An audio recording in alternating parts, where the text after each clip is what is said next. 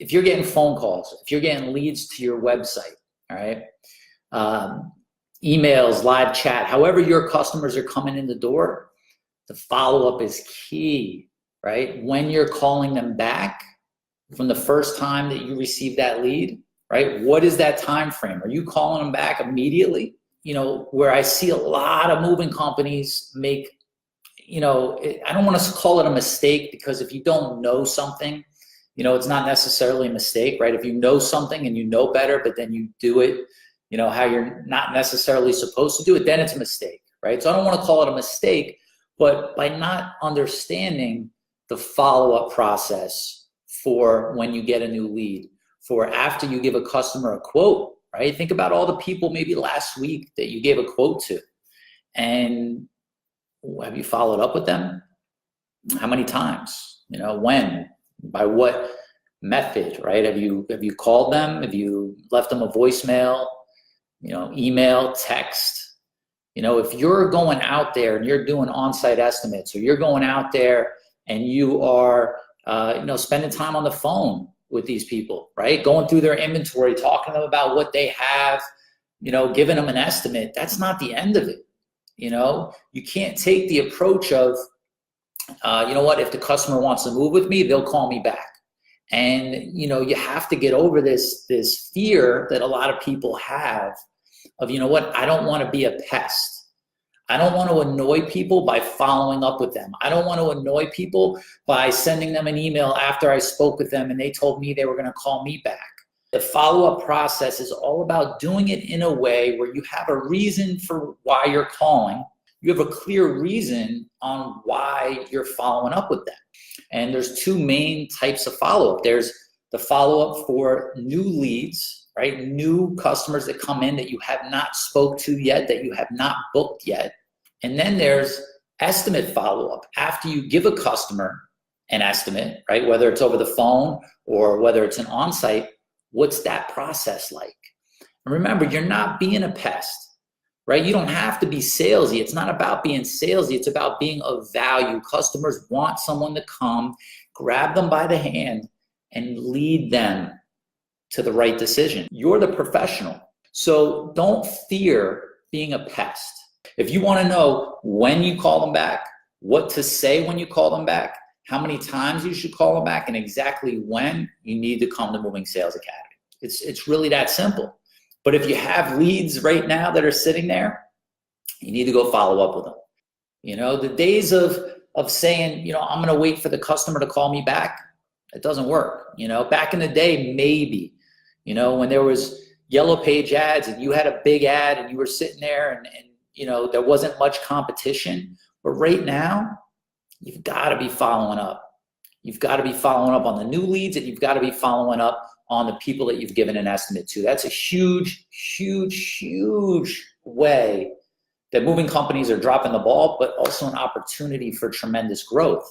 It's crucial. Too many people spend all kinds of money getting new leads, right? They say, you know what, let me go buy more leads. They think that's the answer to more sales, and it's not, right? Your sales process is like a bucket, and all the money you're spending to pour more leads and more marketing in there, right?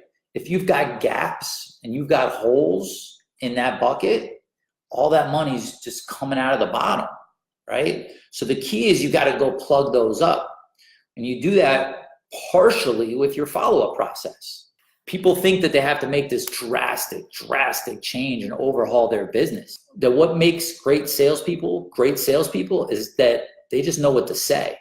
So all you have to do is lay out what to say, right? Build out your scripts, tell your teams, this is what I want you to say, right? Customer says, you know, I need to speak to my husband. Our move date isn't secure yet. We still have, you know, the closing's up in the air. We don't know exactly when it's going to be. It doesn't take a great salesperson to turn that around and turn it into a book job. All it takes is knowing what to say. So they have the sales scripts, right? Now they have rebuttals.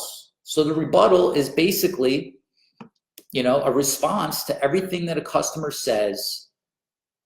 We're not ready to move, right? I need to speak to my husband. You need to have a response in writing for everybody on your team, okay? What happens when you start adding a strong sales script? Think about this. I want you to take your booking percentage. I want you to look at where you are today, meaning if you get 100 leads and you book 10 of them, right? That means you're at 10% booking, right? And I want you to go from 10% booking to 15% booking and say, you know what, if we added some things in place, first of all, if we found the right salespeople, okay, which we teach you how to do at Moving Sales Academy Live, all right, there's a link in the bio, there's a link right here, click on that, all the information's there. You learn how to hire the right sales team, how to train them properly, not just sit them next to someone and say, hey, yeah, watch Tommy, see what he does for a couple of days, and then we'll put you on the phone. I mean, listen, that's how I did it at first too. I get it. You know how to sit them down with a script where they know what to say, sit them down with the rebuttals to overcome any objection that a customer might have. And then you give them your process, not a suggestion, your process for follow-up, right? In other words, after you get off the phone, this is your first follow-up. Then this is your second follow-up, meaning you tell them exactly when to do it and what to say each and every time and what modality to use to contact the customer, meaning phone, text, email, voicemail. When you give them that, you create a sales machine, period, right? That's what you start to create. That's what we're going to help you create at Moving Sales Academy Live. If you guys aren't registered yet, I'm telling you, don't miss this time. Don't miss this one because, the last 3 sold out, and this one's going to be huge, right? So it's not all sales. We talk about sales. We go into operations. We go into marketing. I teach you how to be the CEO of your business to where you're not working every day in your business, but you're working on your business and doing things that are making you money. Not just, it's not just about booking jobs, right? We show you how to bring the jobs in profitably because you're not spending all this excess money on marketing that you don't need to be spending because there's holes in the bucket that we need to plug up, right? Come to Moving Sales Academy, click on the link. If you're already home for the day, go in your CRM, go in your emails, find 5 customers to follow up with that you would not have normally followed up with. Let me know your response on that. Let me know how many extra jobs you were able to book. Start getting your team in line with their follow-ups. That's it.